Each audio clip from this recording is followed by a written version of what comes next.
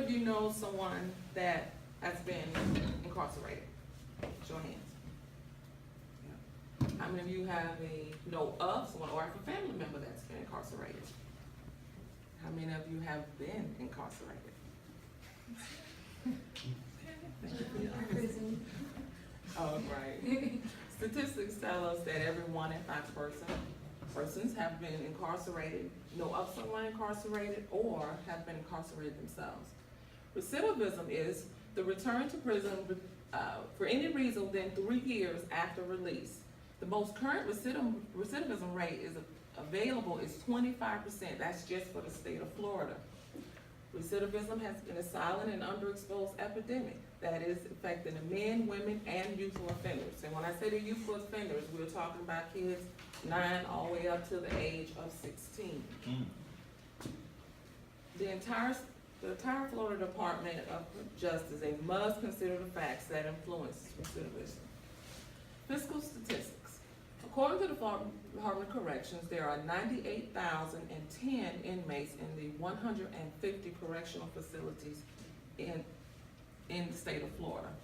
They supervise over 136,500 of active offenders on community supervision throughout the state, which includes those on house arrest, those that's doing the community hours and things that work release centers. Today in the world, we have 2.3 million individuals in our correctional system.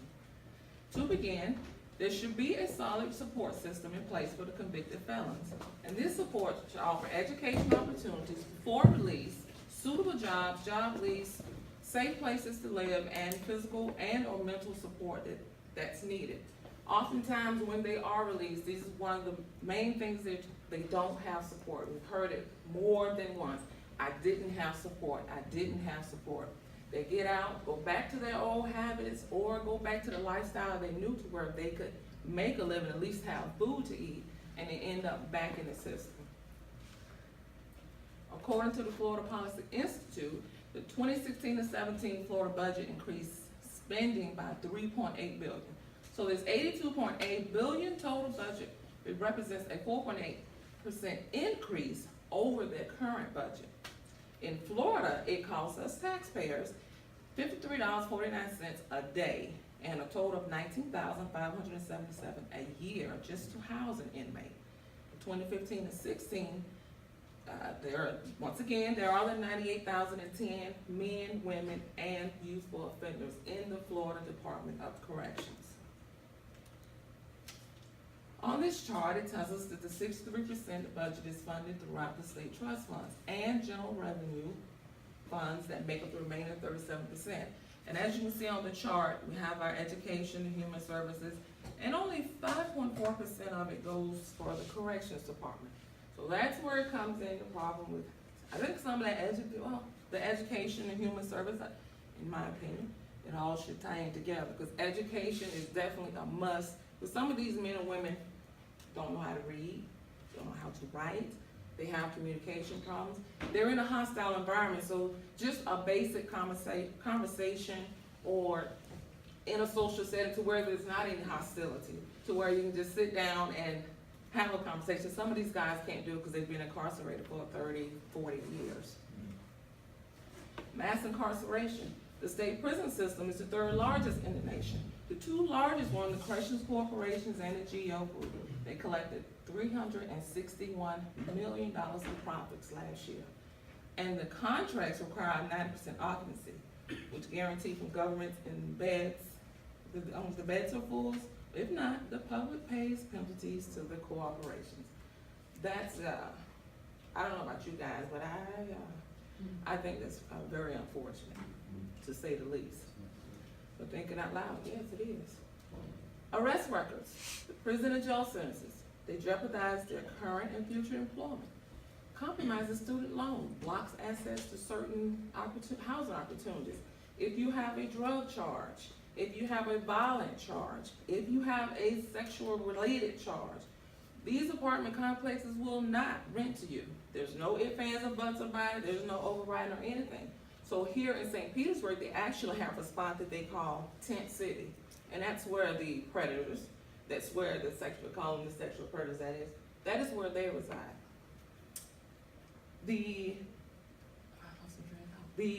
Those with the drug charges, the low-income apartments, and there may be single mothers that have kids and they're trying to get back on their feet. They still need somewhere to live. Where are they gonna go? Oftentimes they have to move in and live with someone else. Well, if that person's in an apartment complex finds out about it, they're evicted also. So what do?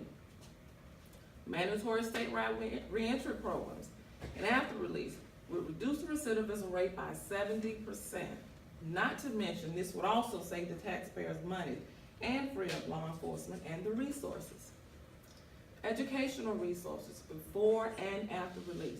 And I want to stress the before, because there are some men that have been incarcerated for 25, 30 years. They come out and they still can't read. They cannot write. They want to apply for a job. They want to do better. But when they got their release, they got their bus ticket, and it's bye, see you later. They're gone. Well, it should start before they leave. They need the help before they leave. This is something that should start before they leave. I can't stress that enough. Because if they've been acclimated to that lifestyle for all those years, then it's time for them to get out. All they've known, 25, 30 years, someone telling them what to do, telling them when they can go to the bathroom, telling them how they can eat, and talking to them like they're less than human. When they get out, most of them are scared. And they'll tell you they're scared. They'll tell you personally that they're scared. But they won't let other people know. What are they gonna do? How are they gonna make it in society? I mean, I'm up here talking to y'all, and I'm nervous doing that. So just imagine someone that's been incarcerated for an extended amount of time, whether it's 1 or 2 years or it could be 20 years. Speech skills, computer literacy, conflict resolution. There again, speech skills, I'm standing here talking to y'all, nervous, but imagine how these guys feel. Reading, writing, essays, these are mandatory tools. These are the basic necessities for some that we often take for granted. In my conclusion, the prison system is a very large moneymaker, and not only for Florida, but for all over the world. The taxpayers are paying the money to house these men and women. Why can't the money be outsourced to create jobs, opportunities, to reduce recidivism by at least 50%?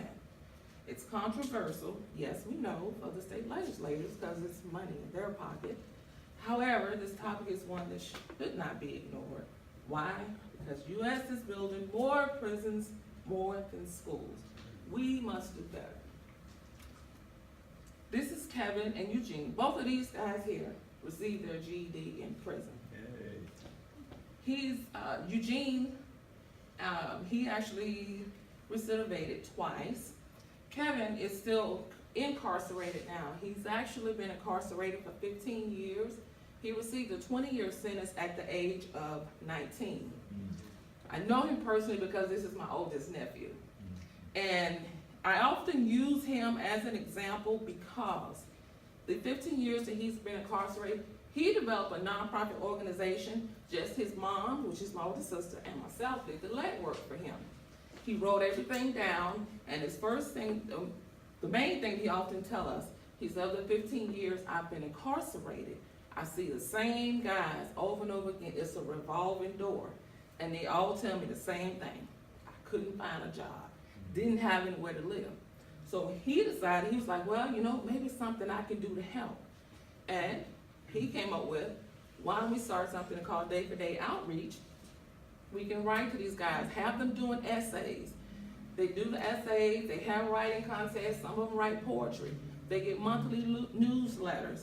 And some of them actually get personal handwritten letters from my sister. She does all that writing.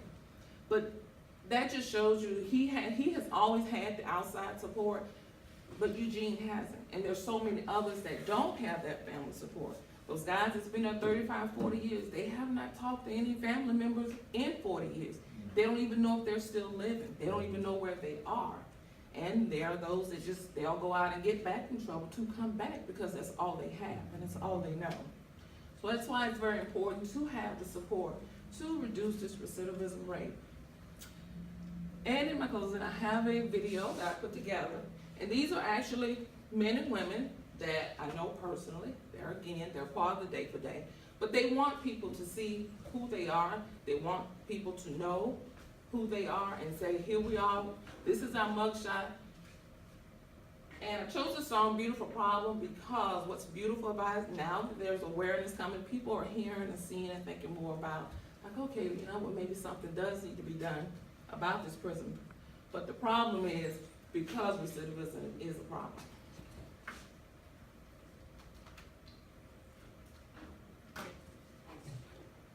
You need some assistance, or you got it?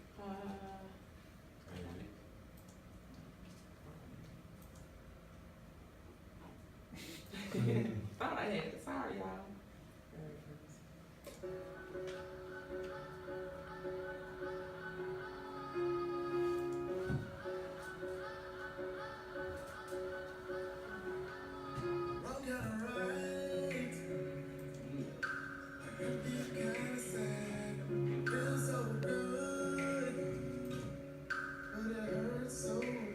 You set the volume off.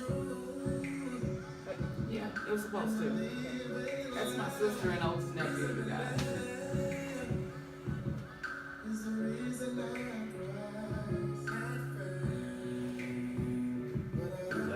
That's my first cousin. These are men of day-to-day outreach ministries. She's doing a life sentence, day-to-day outreach ministries. He's recidivated 4 times. He's currently incarcerated, life sentence. 30-year sentence. This is a card one of the men made. That's my oldest nephew, again. How old is it? Now he's 32. He went in at 19. These two are youthful offenders. She's currently. He's recidivated twice. He's recidivated 5 times. These are letters, newsletters, to and from the day-to-day outreach. That's my oldest sister and my brother-in-law.